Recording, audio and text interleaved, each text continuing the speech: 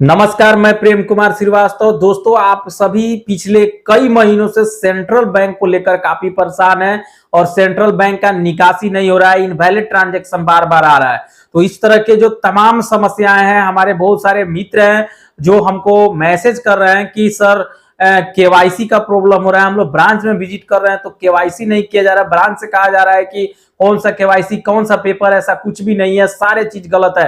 तो ऐसे सारे सवालों का जवाब हम लेकर आए हुए हैं। हम आपको एक मैसेज पढ़कर सुनाते हैं जो डायरेक्ट सेंट्रल बैंक, जो मेन ब्रांच है सेंट्रल बैंक का, जो हेडक्वार्टर है न्यू दिल्ली से, सेंट्रल बैंक की तरफ से एक नोटिस जारी किया गया, जिस नोटिस को हम पढ़ के आपको सुनाते हैं।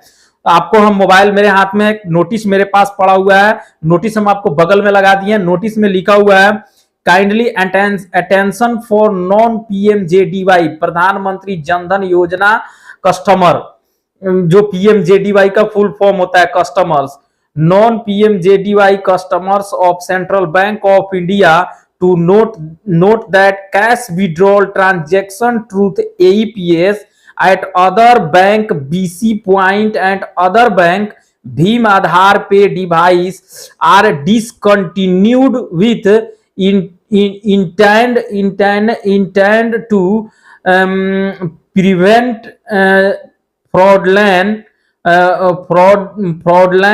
transaction and protect interest of customer। मतलब आप लोग बिल्कुल समझ गए होंगे कि जो है डिसकंटिन्यू किया जा रहा है एपीएस, जो है इसको कहां पर, जो other bank BC point, other bank भीम आधार पे जो भी यूज हो रहा है वहां के लिए एपीएस डिसकंटिन्यू किया जा रहा है। ये नोटिस मेरे पास है, इस नोटिस को हम आपको पढ़ के सुनाते हैं।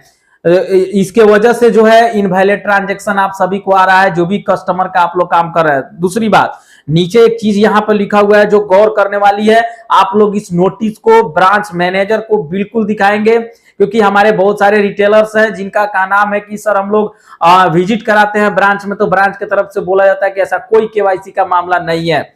इसमें लिखा हुआ है, if any customer is willing to do AEPS cash withdrawal from other bank Aadhaar Pay device और अदर बैंक BC Point, आप लोग इसको नोट कीजिए।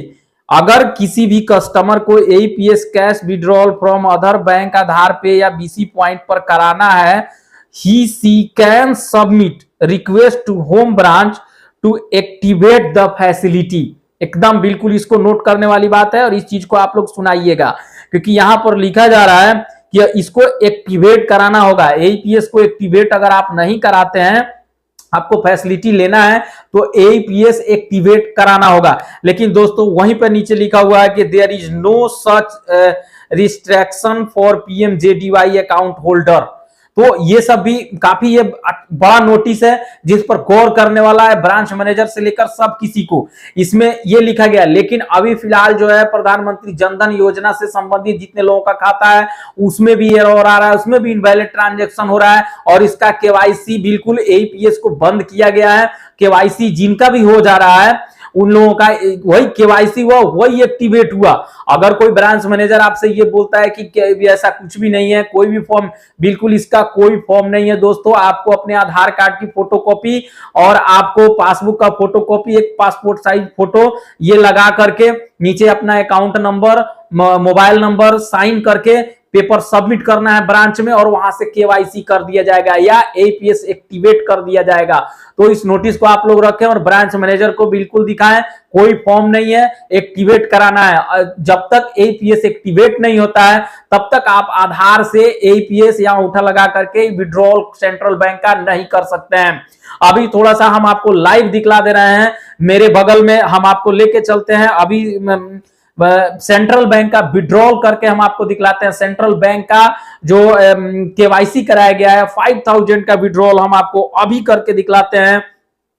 कहीं से कोई दिक्कत नहीं है दोस्तों। अगर इस तरह से कोई भी व्यक्ति ये कमेंट्स करता है, कोई भी ब्रांच मैनेजर आपसे कमेंट्स करता है, तो बिल्कुल आप लोगों को जो है इसमें सावधानी बरतने की जरूरत है और इस पर बात करने की जरूरत है, क्योंकि ये ऐसा क्यों कहा जा रहा है, क्यों किया जा रहा है, इस पर बिल्कुल आप सभी बात करेंगे, क्योंकि ये ऐसा कोई भी ये नहीं है, मापदंड नहीं है जिसमें आपको रोका जाए। सेंट्रल बैंक के तरफ से एक्टिवेट कराने का आदेश जारी कर दिया गया है। आप सभी जो है काम करेंगे। चलिए आपको बगल में स्क्रीन पर लेकर के चलते हैं और ये पे नियर बाई का एप्लीकेशन है। पे नियर बाई का एप्लीकेशन हमने लॉगिन किया हुआ है। आपके सामने हम लाइव, आज का जो डेट है इस डेट में हो सकता है ये वीडियो कल हम लाइव करें, ये कोई माने नहीं रखता, लेकिन आज के डेट में जो आज 15 तारीख है, इस 15 तारीख को हम 5000 सेंट्रल बैंक ऑफ इंडिया से लाइव आपको विड्रॉल करके दिखला रहे हैं। ये विड्रॉल किए हुए हैं 5000, आधार नंबर आपको सब लाइव हम आपको यहाँ बगल में दिखला देते हैं।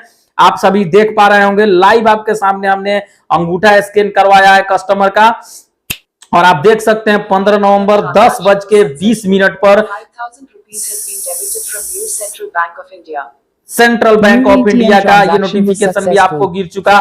सेंट्रल बैंक ऑफ इंडिया का 5000 जो है डेबिट किया गया है, आप सभी के सामने लाइव हमने दिखाया है। और इस तरह से सेंट्रल बैंक का एपीएस बंद नहीं है, सिर्फ और सिर्फ परेशान किया जा रहा है, कस्टमर को भी परेशान किया जा रहा है, और जो है जो रिटेलर्स हैं जो एपीएस चलाते हैं उनको भी परेशान किया जा रहा है। लेकिन बहरहाल यही बात है कि जो नोटिस हम आपको पढ़ के सुनाए सेंट्रल बैंक के तरफ से, फ्रॉडलैंड जो फ्रॉडिंग हो रहा है उसको रोकने के लिए एपीएस को डीएक्टिवेट कर दिया गया है। तो एपीएस को डीएक्टिवेट कर दिया गया है, और जो इसमें लिखा गया है वो नॉन पीएमजेडीवाई। लेकिन हमें लगता है चूंकि अभी जो एरर आ रहा है, मैं लगभग 20 से 25 रिटेलर्स के पास विजिट कर चुका हूं इस संबंध में, और काफी सारा डिमांड मेरे पास आ रहा है कि सेंट्रल बैंक का निकासी नहीं हो रहा है, सर क्या प्रॉब्लम है। तो हम इस पर विशेष जो है जानकारी आप सभी को दे रहे हैं। सभी को प्रॉब्लम हो रहा है, हर खाते से निकासी नहीं हो रहा है, तो जिसमें भी नहीं हो रहा है इस नोटिस को बताना है और केवाईसी करवाना है, या ब्रांच मैनेजर को बोलना है कि एपीएस एक्टिवेट कर दीजिए सर, क्योंकि हम लोग एपीएस से काम करते हैं, हम लोग देहात के लोग हैं। कस्टमर को आप लोगों को बोलना है कि कस्टमर जो है परेशान हो रहा है, बहुत दूर दूर ब्रांच है, एक दिन अगर 1000 रुपया जो है आपको निकासी करने की जरूरत पड़ता है, तो उसके लिए दिन भर ब्रांच में जाकर के लाइन लगना पड़ता है।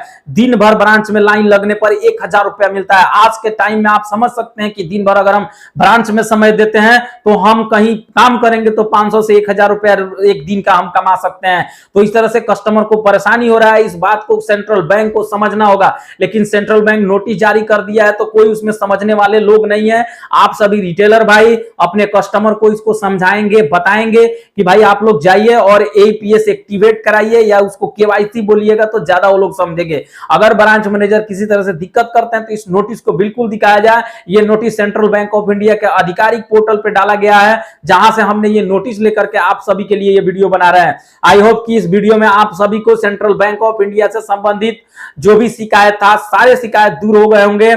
और किसी तरह की और भी जानकारी आपको चाहिए तो प्लीज हमको कमेंट्स कीजिए, हम आपके कमेंट्स का पूरी तरह से जवाब देंगे और आगे भी हम आपके लिए इस तरह से कुछ बनाते रहेंगे।